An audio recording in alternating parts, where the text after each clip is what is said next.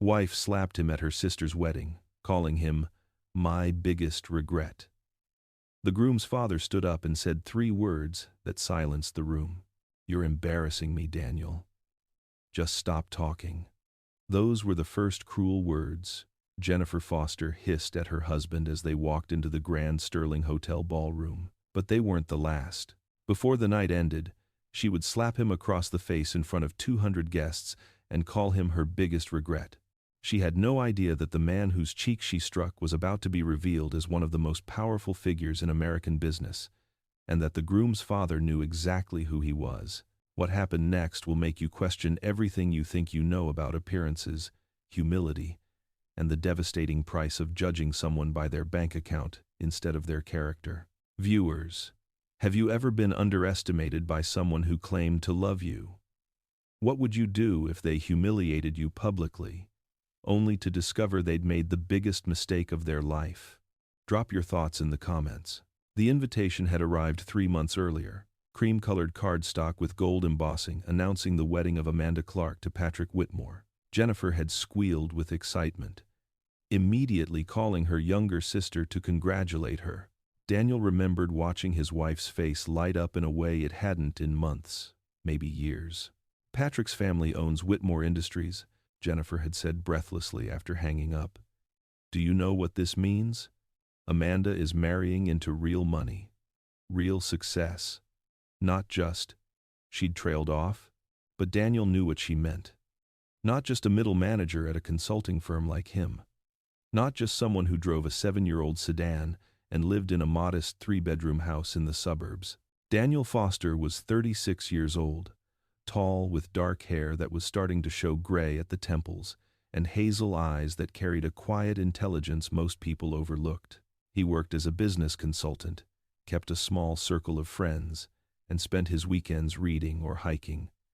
To everyone who knew him, including his wife, he was exactly what he appeared to be: ordinary, reliable, unremarkable. What Jennifer didn't know, what nobody except a handful of lawyers and financial advisors knew, was that Daniel Foster was the sole heir to the Foster Technologies empire. His grandfather had built the company from nothing, turning a small electronics repair shop into a multinational corporation worth over $3 billion. When Daniel's parents died in a plane crash 15 years ago, he inherited everything at 21 years old. But Daniel had seen what wealth did to people. He'd watched his father become consumed by board meetings and acquisitions, barely present for family dinners or school events. He'd seen his mother's friends value her only for the parties she could host and the connections she could provide. After his parents' death, Daniel made a choice. He placed all his assets in an irrevocable trust managed by his family's longtime attorney, Marcus Reynolds. He took a modest salary that allowed him to live comfortably but not lavishly, and he lived a normal life. He'd met Jennifer 6 years ago at a coffee shop near his office. She'd been a graduate student, working on her marketing degree, full of energy and dreams.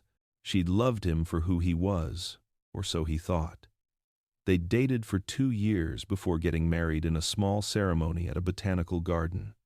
For the first few years, they'd been happy, but somewhere along the way, Jennifer had changed, or maybe she'd simply shown her true colors once the novelty wore off. The complaints started small. Why didn't they take more expensive vacations? Why was he content with his consulting job when he could be pushing for promotions? Why didn't he network more aggressively, try to climb the social ladder? Her friends were all marrying doctors, lawyers, entrepreneurs. What was she supposed to say when they asked what her husband did? Daniel had tried to be patient. He'd explained that he was happy with their life, that money wasn't everything, that there were more important things than status. But Jennifer's dissatisfaction grew like a weed, choking out whatever affection she'd once felt for him. Now, standing in front of the mirror in their bedroom as he adjusted his tie, Daniel watched Jennifer apply her makeup with the precision of someone preparing for battle. "I bought you a new suit for the wedding," she said without looking at him. "It's hanging in the guest room closet. Please tell me you'll wear it instead of that thing you've got on." Daniel glanced down at his navy suit. It was 3 years old but well-maintained, perfectly respectable. "What's wrong with this one?" Jennifer spun around, her eyes flashing with irritation. What's wrong with it? Daniel, my sister is marrying into the Whitmore family. Do you understand what that means? Patrick's father owns half the commercial real estate in this city. His mother sits on the board of the symphony. There will be people at this wedding who could change our lives if we make the right impression. And you want to show up looking like a middle manager at a regional insurance office? I am a middle manager, Daniel said quietly. Exactly. She turned back to the mirror, her jaw tight. That's exactly the problem. They drove to the wedding in silence. Jennifer spent the entire 20-minute trip scrolling through her phone, occasionally sighing with what Daniel assumed was frustration at being stuck with him. When they pulled into the Grand Sterling Hotel's circular driveway, valets rushed to open their doors. Jennifer stepped out like she owned the place, smoothing down her emerald green dress and immediately scanning the crowd for important faces. Daniel handed the keys to a young valet and followed his wife toward the entrance. The Grand Sterling was one of the city's premier venues, all marble columns and crystal chandeliers. The ballroom where the reception would be held could accommodate 300 guests comfortably. Through the tall windows, Daniel could see white-clothed tables arranged around a dance floor, each centerpiece a towering arrangement of roses and orchids. There's Amanda, Jennifer said, her voice suddenly warm as she spotted her sister near the entrance to the cocktail lounge. She rushed forward, leaving Daniel several steps behind. Amanda Clark was 28. Blonde like Jennifer, but softer somehow, less sharp around the edges. She wore her wedding dress with genuine joy. And when she saw her sister, her face lit up. Jenny, you made it. Amanda pulled Jennifer into a hug, then reached past her to embrace Daniel. Daniel, thank you so much for coming. It means everything to have you both here. We wouldn't miss it, Daniel said warmly. Congratulations, Amanda. You look beautiful. Thank you, Amanda beamed. Come on. Let me introduce you to Patrick's family. They're all in the cocktail lounge. The lounge was already crowded with guests sipping champagne and making conversation. Amanda led them toward a distinguished-looking couple standing near the window. The man was in his early 60s with silver hair and the kind of presence that commanded attention without effort. His wife was elegant in a pale blue dress, her posture perfect. Mother, father, these are my sister Jennifer and her husband Daniel, Amanda said. Jennifer's mother, Susan Clark, hugged her daughter tightly. Jenny, darling, you look stunning. And Daniel, so good to see you again. You too, Susan, Daniel replied, shaking hands with Jennifer's father, Robert Clark, a high school principal who'd always treated Daniel with kindness. Now let me introduce you to the Whitmores, Susan said, gesturing to the distinguished couple. This is Robert Whitmore and his wife Catherine. Robert Whitmore stepped forward, extending his hand first to Jennifer. A pleasure to meet you. Amanda has told us wonderful things about her sister. Jennifer practically glowed under his attention. Mr. Whitmore, thank you so much for welcoming our family. Your son is lucky to have found someone as special as Amanda. We're the lucky ones, Catherine Whitmore said graciously. Amanda is a treasure, and you must be Daniel. Daniel shook hands with both Whitmores, noting the way Robert's eyes lingered on his face for just a moment longer than necessary. There was a flicker of recognition there, quickly masked, but Daniel saw it. Robert Whitmore knew exactly who he was. Of course he did. Whitmore Industries had been trying to secure a partnership with Foster Technologies for the past 5 years. Daniel had sat in on exactly 2 board meetings about it, both times disguised in the back row, listening as Marcus Reynolds politely declined their proposals. The terms weren't favorable, and Daniel trusted Marcus's judgment implicitly. Daniel, Robert said, his voice careful and measured, what line of work are you in? Before Daniel could answer, Jennifer jumped in. He's in consulting, business strategy, that sort of thing. She said it the way someone might admit to a minor crime, with embarrassment barely concealed. Consulting, Robert repeated, his eyes never leaving Daniel's face. Interesting. Which firm? Thompson and Associates, Daniel replied. It was a small firm, respectable but not prestigious. He'd chosen it specifically because they let him work on interesting problems without demanding he sacrifice his entire life to the job. "They're lucky to have you," Robert said, and something in his tone made Jennifer glance between them, sensing a subtext she couldn't quite grasp. The conversation moved on. Amanda pulled her sister away to meet more guests, and Daniel found himself standing alone near the bar, nursing a glass of whiskey. He watched Jennifer work the room, her smile bright and practiced as she introduced herself to people who might be useful. Her laugh rang out frequently, always at the right moment, always directed at someone who could elevate her social standing. Patrick Whitmore appeared beside Daniel, a young man of 30 with an easy smile and his father's strong jawline.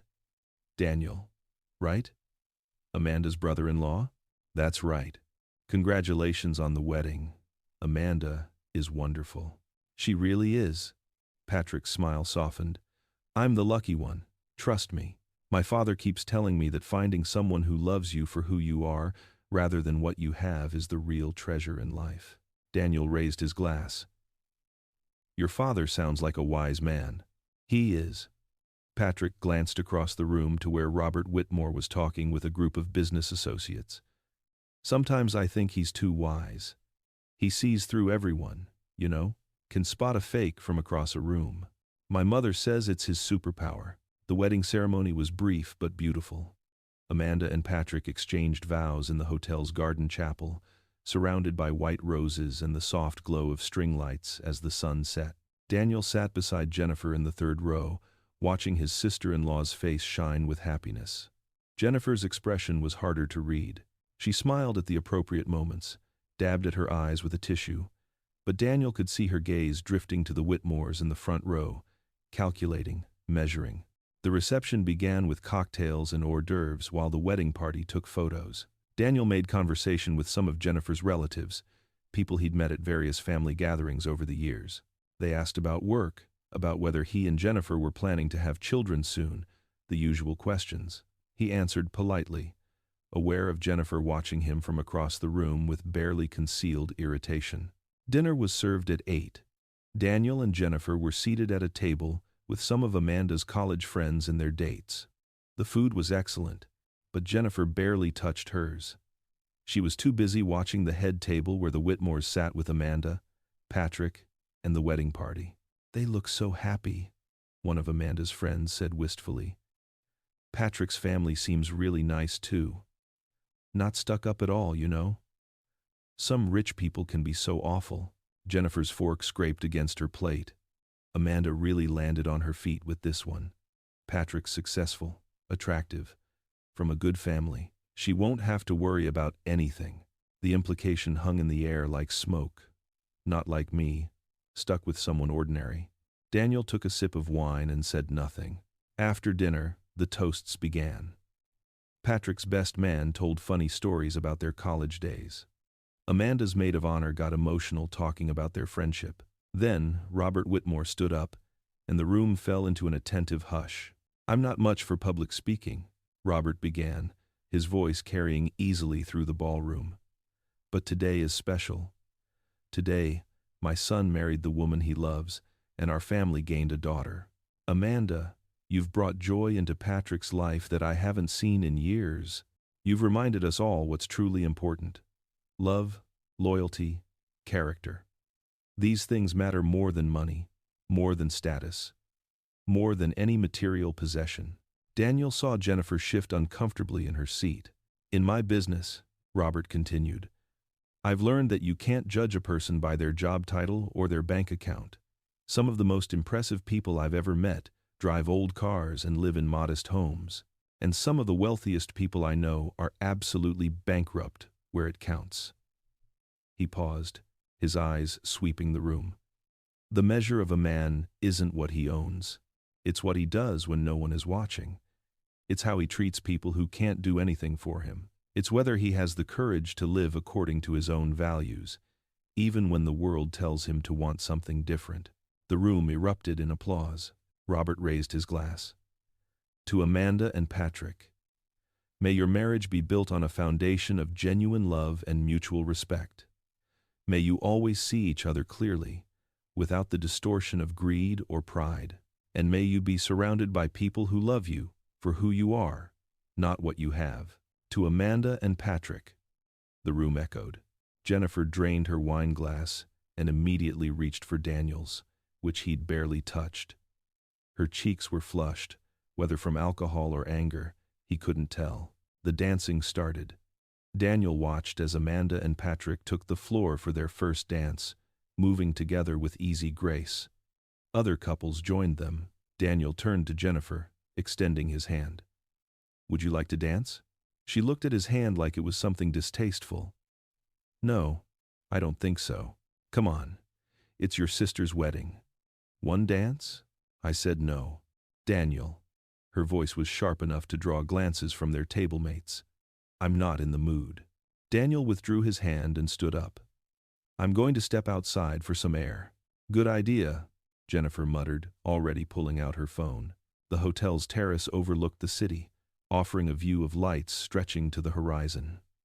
Daniel stood at the railing, loosening his tie and breathing in the cool night air. He could hear the music from inside, the laughter and conversation, but out here it was peaceful. "Mind if I join you?"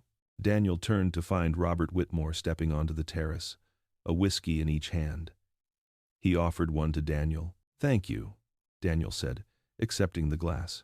Robert stood beside him at the railing, both men looking out at the city lights. For a long moment, neither spoke. Then Robert said quietly, "You know I know who you are." "I figured as much," Daniel replied. Daniel Foster, sole heir to Foster Technologies. Worth, what, $3 billion at last count? Robert took a sip of his whiskey. "You've done a remarkable job staying under the radar. If my team hadn't been researching Foster Technologies for a potential partnership, I never would have connected the dots. Even then, it took some serious digging to find photos of you." "I prefer it that way," Daniel said. "Why?" Robert turned to face him fully. "Why hide what you are? Most men with your resources would be using them, enjoying them. You could be living in a mansion, driving Italian sports cars, traveling the world. Instead, you're working a middling consulting job and living in a suburb. Why?" Daniel considered the question. Most people wouldn't understand, but something about Robert Whitmore suggested he might. "Because I wanted to know who would love me when I was nobody. I wanted a life built on substance, not surface, and I wanted to find out who I really was, separate from my family's legacy." "And?" Robert asked. "Did you find out?" "I found out I like fixing problems more than I like making money. I found out I'm happiest on a hiking trail in the mountains than at a country club. I found out that most people are decent when they're not performing for an audience." Daniel paused. "And I found out that the woman I married doesn't love who I actually am. She loves who she thinks I should be." Robert nodded slowly. "Jennifer doesn't know." "No one knows, except my attorney and a handful of advisors who manage the trust. That's why you turned down our partnership proposals," Robert said. "It wasn't a question. You were in those meetings. Marcus represents my interests well. The terms weren't favorable." "They weren't," Robert agreed. "We were trying to lowball your company because we thought we could get away with it. My mistake." He raised his glass in a small salute. "If we come back with a better offer, would you consider it?" "Possibly, but it would have to be genuinely beneficial to both sides. I'm not interested in deals that only favor one party." "Fair enough." Robert finished his whiskey. "Can I give you some advice, even though you didn't ask for it?" "Go ahead." "That woman in there, your wife, she doesn't see you. And I don't just mean she doesn't know about your money. She doesn't see your character, your integrity, the fact that you've chosen a meaningful life over an easy one. That kind of blindness doesn't go away just because circumstances change." Daniel thought about Jennifer's face in the car, the contempt in her voice when she talked about his job, the way she'd been embarrassed to introduce him to people all evening. "I know," he said quietly. "You deserve better," Robert said. "Everyone does. Don't let someone else's inability to recognize your worth make you question it." They stood together in companionable silence for a few more minutes before heading back inside. The reception was in full swing now, the dance floor crowded, the bar doing steady business. Daniel spotted Jennifer standing with a group of women near one of the tall windows. She saw him come in and immediately excused herself, marching toward him with purpose. "Where have you been?" she demanded. "I've been looking everywhere for you." "I was on the terrace. I told you I was getting some air." "For half an hour? People are going to think we're having problems, aren't we?" The question slipped out before Daniel could stop it. Jennifer's eyes narrowed. "Not here. Don't you dare make a scene at my sister's wedding." "I'm not making a scene. I'm just asking a question." "Well, don't. Come on, they're about to cut the cake." The cake cutting was elaborate and photo-worthy. Amanda and Patrick posed for what seemed like hundreds of pictures, their smiles genuine, their happiness palpable. Jennifer watched with an expression Daniel couldn't quite read. Envy, resentment, regret. After the cake, the bouquet toss. Amanda's single friends gathered on the dance floor, laughing and jostling for position. The bouquet sailed through the air and landed in the hands of a surprised bridesmaid who squealed with delight. Then the garter toss for the single men, equally playful and rowdy. The party continued. Daniel nursed another whiskey at the bar, watching Jennifer network her way through the room. She'd found a group of Patrick's relatives and was holding court, telling some animated story that had them all laughing. She was good at this, he had to admit. Good at reading people, at saying the right things, at making herself memorable. She would have made an excellent corporate wife, the kind who could work a room at charity events and make useful connections. Too bad she'd married someone she considered beneath her. Around 11, the gifts were displayed on a long table near the entrance. Daniel and Jennifer had brought a set of crystal wine glasses, nice, but not extravagant. Jennifer had wanted to buy something more expensive, something that would impress, but Daniel had gently reminded her of their budget. She'd been furious. Now, seeing their modest gift displayed among the other offerings, Daniel saw Jennifer's jaw tighten. Next to their wine glasses was a set of designer luggage from one of Patrick's cousins, an expensive coffee maker from some business associates, a framed original painting from someone else. Their gift looked plain, cheap, embarrassing by comparison. Jennifer grabbed Daniel's arm, her fingers digging in painfully. "I told you we should have bought something better." "The glasses are fine, Jennifer. They're beautiful and they'll actually use them. They're embarrassing." She released his arm and downed the rest of her champagne. "Everything about tonight is embarrassing. This hotel, these people, the Whitmores. And here we are with our bargain store crystal and your cheap suit and your nothing job, and everyone can see exactly what we are." "What are we?" Daniel asked quietly. "Failures," Jennifer hissed. "Losers. The poor relatives everyone pities. No one pities us. Yes, they do. I can see it in their faces. Poor Jennifer. Stuck with a man who has no ambition, no drive, no money. My sister is marrying a Whitmore, and I'm married to you." The words hit Daniel like physical blows. Not because they surprised him, but because hearing them stated so plainly, with such venom, made them real in a way they hadn't been before. "Maybe you should have thought about that before you married me," Daniel said, his voice still quiet but with an edge now. "Maybe I should have." Jennifer's eyes were bright with tears of frustration. "Maybe I made the biggest mistake of my life when I said yes to you. Maybe I settled because I was young and stupid and I thought love was enough. But it's not enough, Daniel. It's not even close to enough." People were starting to stare. Daniel could feel eyes on them, conversations faltering as guests picked up on the tension. "Jennifer, please. Not here. Not at your sister's wedding." "Oh, now you're embarrassed? Now you care about making a scene?" She laughed, a bitter sound that didn't match her face. "You're embarrassing me, Daniel. Just stop talking. Actually, just stop existing in my space. I can't stand to look at you right now." Daniel took a step back, his hands raised in surrender. "Fine. I'll give you space." He turned to walk away, to leave the ballroom and maybe the hotel entirely, to go somewhere he could think clearly about what to do next. But Jennifer wasn't finished. She'd been holding in months, maybe years, of resentment. And now, with alcohol loosening her inhibitions and an audience of wealthy, successful people watching, something inside her snapped. "You know what?" she called after him, her voice carrying across the ballroom. The music had stopped. Everyone was watching now. "You know what the worst part is?" Daniel stopped walking, but didn't turn around. "The worst part is that I actually believed in you once. I thought you were going somewhere. I thought you had potential. But you don't.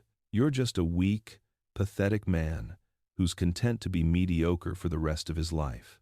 And I'm stuck with you." Daniel turned slowly. His face was calm, but his eyes held something that made Jennifer hesitate for just a moment before plowing forward.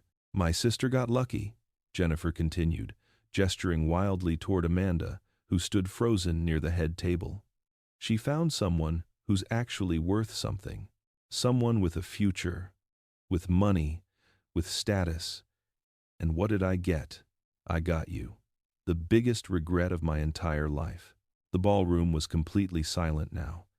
200 people holding their breath, watching this private moment explode into public destruction. Jennifer walked toward Daniel, her heels clicking against the marble floor. She stopped right in front of him, so close he could smell the champagne on her breath. "I wish I'd never met you," she whispered, but loud enough for the front rows to hear. "I wish I'd waited for someone better." And then she did it. She drew back her hand and slapped him across the face with all the force of her accumulated bitterness and disappointment. The sound echoed through the silent ballroom like a gunshot. Daniel's head snapped to the side. He stood there for a moment, his hand slowly rising to touch his reddening cheek. When he looked back at Jennifer, his expression was unreadable. "Feel better?" he asked softly. Jennifer's chest was heaving, her face flushed. She looked wild, unhinged, nothing like the polished woman who'd walked into the hotel hours earlier. "Yes," she said. "Yes, I do." Then she turned and walked back toward the bar, leaving Daniel standing alone in the center of the ballroom floor. The silence stretched. People didn't know where to look, what to say. Amanda was crying quietly, Patrick's arm around her shoulders. Susan Clark looked horrified. Robert Clark had half risen from his chair, unsure whether to intervene. And then Robert Whitmore stood up. He didn't stand quickly or dramatically. He simply rose from his chair at the head table with the calm authority of a man who was used to being listened to. He adjusted his cufflinks, picked up his wine glass, and walked onto the dance floor toward Daniel. The room held its breath. Robert stopped beside Daniel, looked at the red mark on his face, then turned to face the assembled guests. His expression was stern, the kind of look that probably made junior executives tremble during board meetings.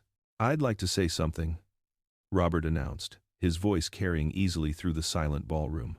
Jennifer, who had been taking a large gulp of champagne at the bar, froze with the glass halfway to her lips. Robert looked directly at her. "Mrs. Foster, you just called your husband your biggest regret. You struck him in front of 200 witnesses. You've spent this entire evening treating him like an embarrassment, like someone beneath you." He paused, letting the words sink in. "I think it's time someone told you the truth about the man you just assaulted." Jennifer's face went white. Something in Robert's tone, in the way he'd said the truth, sent ice through her veins. Robert turned to Daniel. "Would you like me to continue, or would you prefer to handle this yourself?" Daniel shook his head slowly. "You can tell them, Mr. Whitmore. It doesn't matter anymore." Robert nodded and addressed the room again. "Ladies and gentlemen, let me introduce you to someone you all think you know. This is Daniel Foster. Most of you have dismissed him tonight as Jennifer's unsuccessful husband, a middle manager at a small consulting firm, someone not worth your time or attention." Robert's voice hardened. "What Jennifer doesn't know, what none of you know, is that Daniel Foster is the sole heir and controlling shareholder of Foster Technologies." Gasps rippled through the crowd. Heads whipped toward Daniel. Jennifer dropped her champagne glass. It shattered on the marble floor, but no one noticed. "Foster Technologies," Robert continued, is worth approximately $3 billion. It's one of the most successful private companies in the world, with contracts in over 50 countries. Daniel owns all of it, has owned it since he was 21 years old when he inherited it from his parents. Jennifer was shaking her head, backing away from the bar. No, that's not. He's a consultant. He drives a Honda. We live in a regular house. He can't be. He chose that life, Robert said, his voice cutting through her denials. He chose to live modestly. He chose to work a normal job. He chose to find out who would love him for who he is, rather than what he has. And apparently the answer is not you. The room erupted. People were talking over each other, pulling out phones to Google Foster Technologies, turning to stare at Daniel with new eyes. The magnitude of what Jennifer had just done was sinking in for everyone except Jennifer herself, who stood frozen in shock. Robert walked back to Daniel, placed a hand on his shoulder. My company has been trying to partner with Foster Technologies for 5 years. Do you know why we kept getting turned down? Because this man has integrity. He won't make a deal unless it benefits everyone involved. He's not interested in taking advantage of people. Unlike some, he looked pointedly at Jennifer. Daniel Foster could have revealed his identity at any time. He could have used his wealth to win respect, admiration, even love, but he didn't, because he wanted to know what people really thought of him. He wanted relationships based on something real. Robert's voice softened slightly. That takes a kind of courage most of us will never have. Amanda was openly sobbing now. She broke away from Patrick and ran toward Daniel, throwing her arms around him. "I'm so sorry," she whispered. "I'm so sorry." "It's not your fault," Daniel said gently, hugging his sister-in-law. "None of this is your fault." Patrick joined them, shaking Daniel's hand. "I had no idea. My father never said anything." "I asked him not to," Robert said. "It wasn't my secret to tell. Until tonight, when it became necessary." All eyes turned to Jennifer, who still stood by the shattered champagne glass, her face ashen. She opened her mouth several times, trying to form words, but nothing came out. Finally she managed, "Daniel, I didn't know.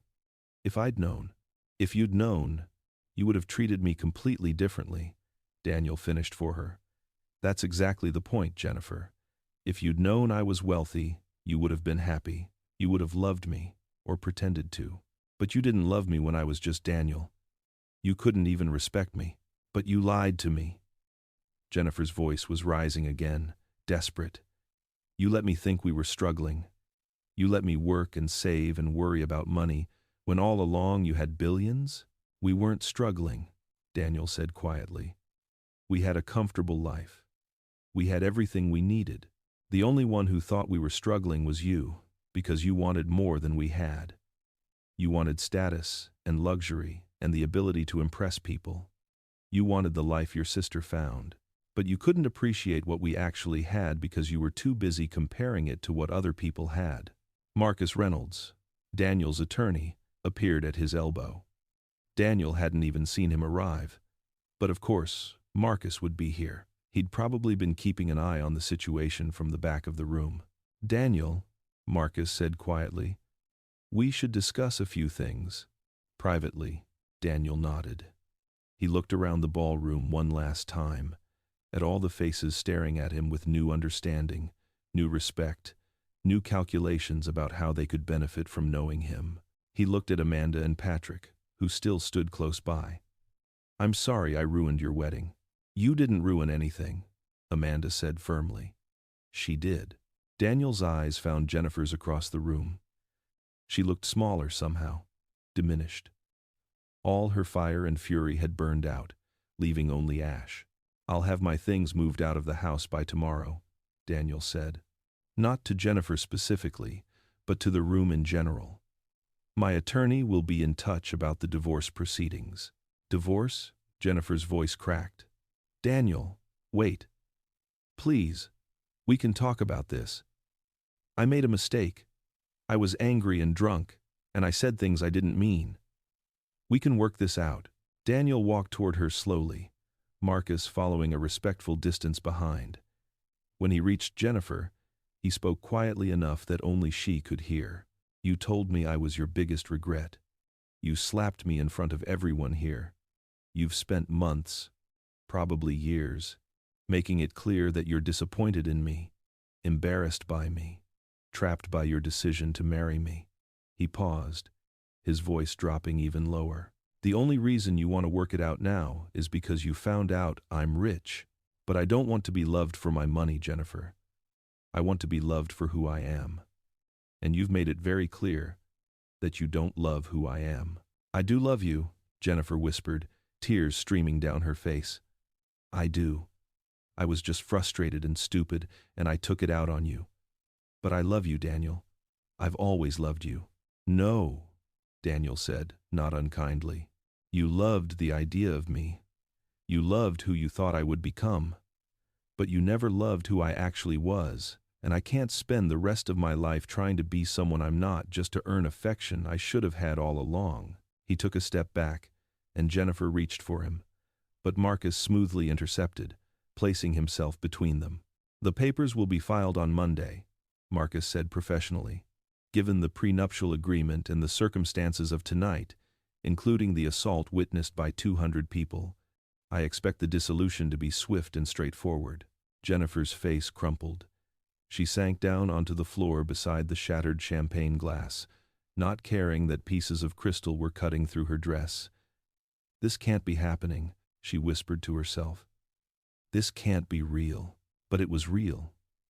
Very real. Daniel turned and walked toward the exit.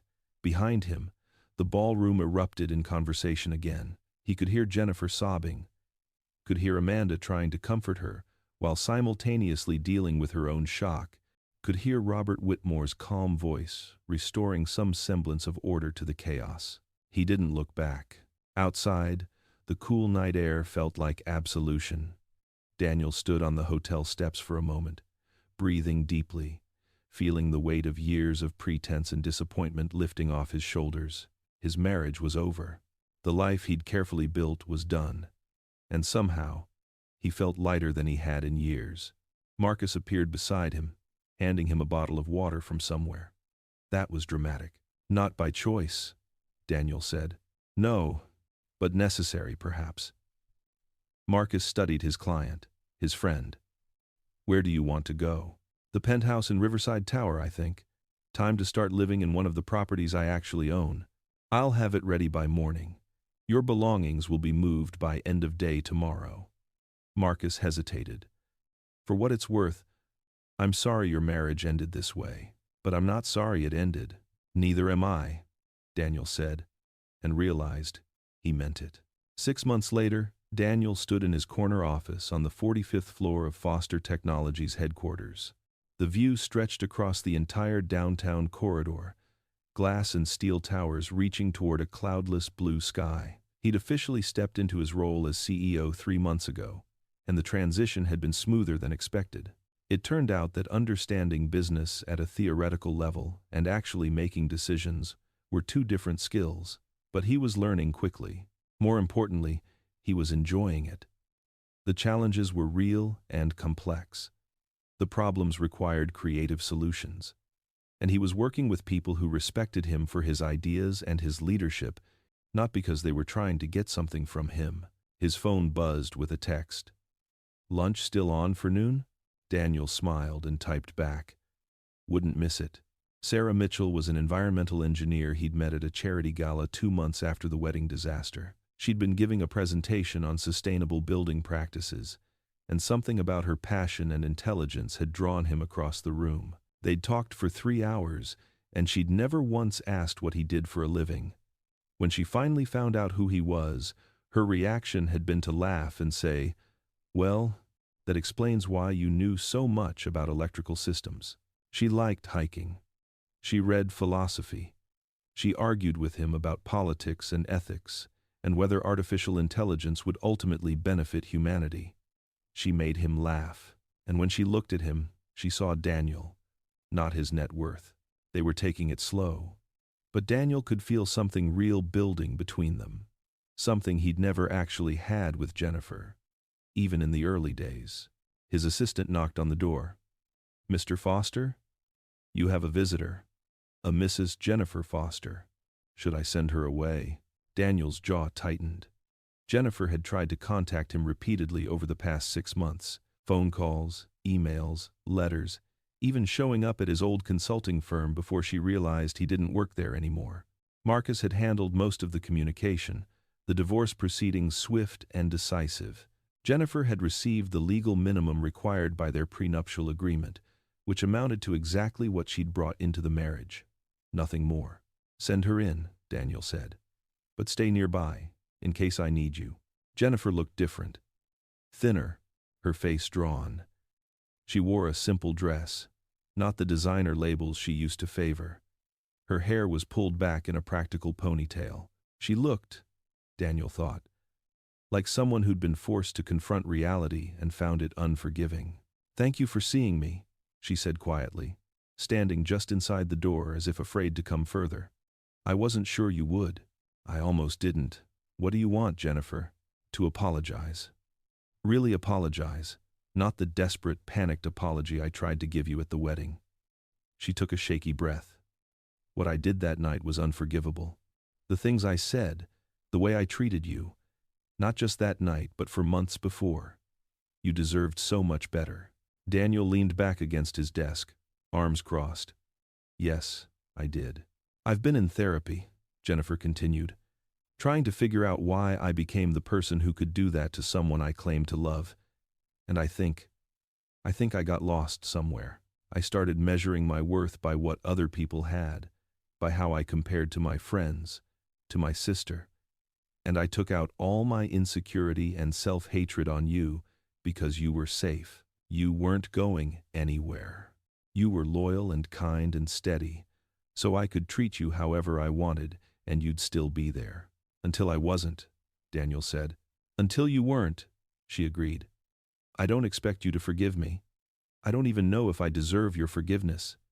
But I wanted you to know that I'm working on myself. I'm trying to become someone better. Someone who doesn't need external validation to feel valuable. Someone who can appreciate what she has instead of always wanting more." "That's good," Daniel said genuinely. "I hope you find what you're looking for." "I won't ask if there's any chance for us," Jennifer said. "I know there isn't. I killed that possibility when I hit you. I just wanted to say I'm sorry and that I hope you're happy." "I am," Daniel said. "Happier than I've been in years." Jennifer nodded, tears running down her face. "Good. That's good." She turned to leave, then paused at the door. "For what it's worth, I think you were right to live the way you did. It took courage. More courage than I'll probably ever have. And the woman who ends up with you, really with you, will be the luckiest person in the world." She left without waiting for a response. Daniel stood there for a moment after she was gone, processing. The anger he'd carried had faded over the months, replaced by something closer to pity. Jennifer had been trapped in a prison of her own making, measuring herself against impossible standards, never satisfied, never at peace. He hoped she really was working on herself. Everyone deserved the chance to become better. His phone buzzed again. "Still at the office? You're going to be late." Daniel smiled, grabbed his jacket, and headed for the elevator. He had lunch plans with someone who saw him, really saw him, and that was worth more than all the money in the world. The restaurant was small and relatively unknown. The kind of place Sarah loved for its authenticity, rather than its Instagram potential. She was already there when he arrived, sitting by the window with a book, her dark hair catching the afternoon sunlight. She looked up when he approached, and her face lit up with a smile that had nothing to do with his bank account or his company or anything other than the fact that she was happy to see him. "Sorry I'm late," Daniel said, sliding into the seat across from her. "You're not late. I was early." She closed her book. "How was your morning?" "Productive and interesting." Jennifer stopped by. Sarah's eyebrows rose. "Your ex-wife? How did that go?" "Better than expected. I think she's genuinely trying to change, which is good. Everyone deserves that chance." That's generous of you, considering what she did. Daniel shrugged. Holding on to anger doesn't hurt her. It only hurts me. And I don't want to be angry anymore. I want to be happy. Are you? Sarah asked softly. Happy? I mean, Daniel reached across the table and took her hand. Yes, he said. I really am, and he was. The journey had been painful. The betrayal had cut deep.